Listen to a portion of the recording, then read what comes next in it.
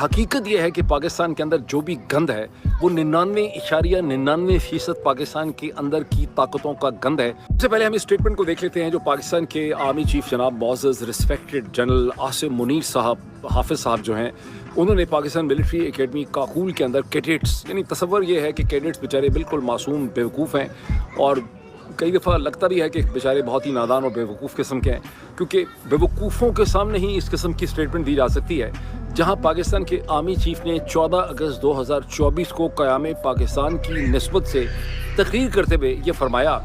कि पाकिस्तान के ख़िलाफ़ जो डिजिटल टेररिज्म हो रही है, पहले तो बात है कि पाकिस्तान के ख़िलाफ़ डिजिटल टेररिज्म हो भी रही है कि नहीं हो रही। जनरल आसिम मुनीर की टीम और GHQ और ISPR ने एक नई टर्म अपने लिए इन्वेंट की है, इसके ये मूजिद और खालिक हैं और ये इसको 24 घंटे या हर चंद दिन जब भी इनको मौका मिलता है ये बगैर सोचे समझे इस टर्म को इस्तेमाल करते रहते हैं। पिछले चंद सालों से रियासत मुखालिफ बैरूनी ताकतों की सरपरस्ती में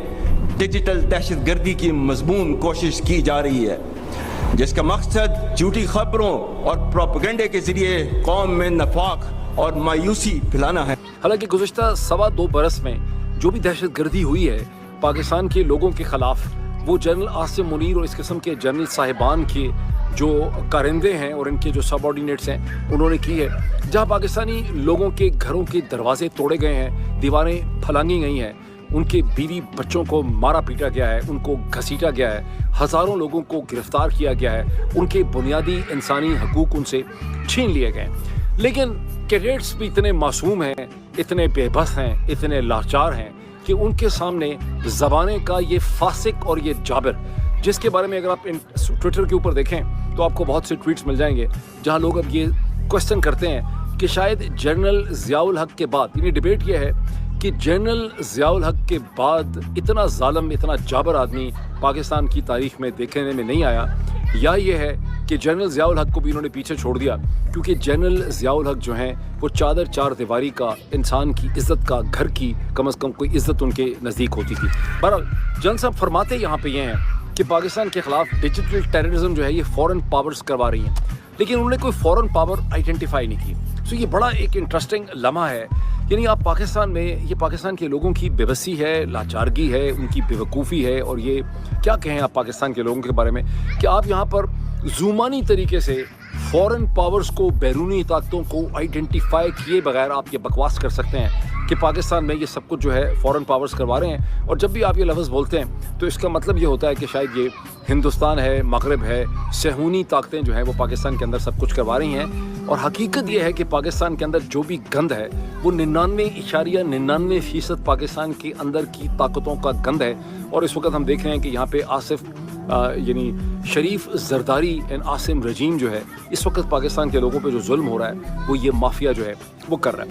अच्छा, बात ये मज़े की ये भी है कि जनरल साहब ने आइडेंटिफाई तो नहीं किया कि फ़ॉरेन पावर्स कौन सी हैं, लेकिन जनरल साहब ने अंग्रेज़ी में सोच किया। बाकी तकरीर कैडेट्स बेचारों के लिए वो उर्दू में ही कर रहे थे, बिकॉज कैडेट्स की अंग्रेज़ी भी बराए नाम होती है, 100 लफ्ज़ों की इनकी वोकेबलरी होती है बेचारों की, तो वो उन्होंने अंग्रेज़ी इसमें शिफ्ट किया दुनिया को बताने के लिए, और उसमें उन्होंने शुक्रिया अदा कर दिया तुर्की का, सऊदी अरब का, मुत्तहिदा अरब इमारात UAE का और शायद एक आध मुल्क का, जिससे ये पता चलता है कि कम से कम ये जो ममालिक हैं, तुर्की, सऊदी अरब, मुत्तहिदा अरब इमारात और एक आध और जो हैं, इनको कम से कम उन फॉरेन पावर्स की लिस्ट से पाकिस्तान के रिस्पेक्टेबल आर्मी चीफ ने निकाल दिया है जो पाकिस्तान के खिलाफ डिजिटल टेररिज्म करा रहे हैं। तो फिर कौन सी ताकतें हैं जो पाकिस्तान के खिलाफ डिजिटल टेररिज्म करवा रही हैं? वो मगरब की ताकतें जिनके सामने कशकोल लेके पाकिस्तान के आर्मी चीफ और पाकिस्तान के शरीफ जरदारी जो हैं वो खड़े हुए हैं और बार बार IMF से पैसे मांगते हैं, वर्ल्ड बैंक से पैसे मांगते हैं, एशियन डेवलपमेंट बैंक से पैसे मांगते हैं। ये वो फॉरेन पावर्स हैं जिनके ऊपर ये प्रेशर डालते हैं कि जो व्लॉगर्स बाहर बैठे हुए हैं, जो सोशल मीडिया के लोग हैं, इन्हें कंट्रोल करें, इनके खिलाफ केसेस बनाएं। कौन सी फॉरेन पावर्स हैं? या ये वो फॉरेन पावर हिंदुस्तान है जिसका अब नाम GHQ या ISPR को लेते हुए शर्म आती है? 2021 के बाद एक अनप्रेसिडेंटेड पीरियड ऑफ पीस जो है वो पाकिस्तान की मिलिट्री रजीम 4 बरस हो गए हैं और हिंदुस्तान के दरमियान में है। ये वाहिद टाइम पीरियड है जिसमें हिंदुस्तान की हुकूमत ने पाकिस्तान के अंदरूनी सियासी मसाइल और मजबूरियों का कतई तौर पे कोई फ़ायदा नहीं उठाया, वरना ये इतना एक फ्रेजाइल इंटरनल बैलेंस था। जब आज़ाद कश्मीर में आपने मनमानी की, وہاں اپنی گولی چلا دی. گلگت بلتستان کے اندر آپ کے اتنے مظاہرے ہوتے رہے. بلوچ یکجہتی موومنٹ جو ہے وہ سڑکوں کے اوپر ہے, لاکھوں کی تعداد میں, ہزاروں کاؤنٹلیس تھاؤزنڈز جو ہیں. لیکن ہندوستان کی حکومت نے, مودی سرکار نے کسی بھی سٹیپ اینڈ سٹیج پہ اس پاکستانی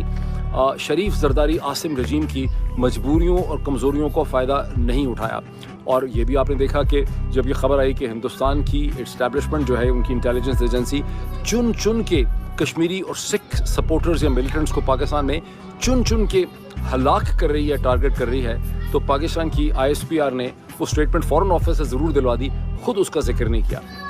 باٹم لائن یہ ہے کہ ہندوستان کی بھی یہ بات اب نہیں کرتے, مغربی طاقتوں کے سامنے تو انہوں نے کشکول پھیلایا ہوا ہے. کون سی فورن پاورز ہیں جو پاکستان میں ڈیجیٹل ٹیررزم کروا رہی ہیں؟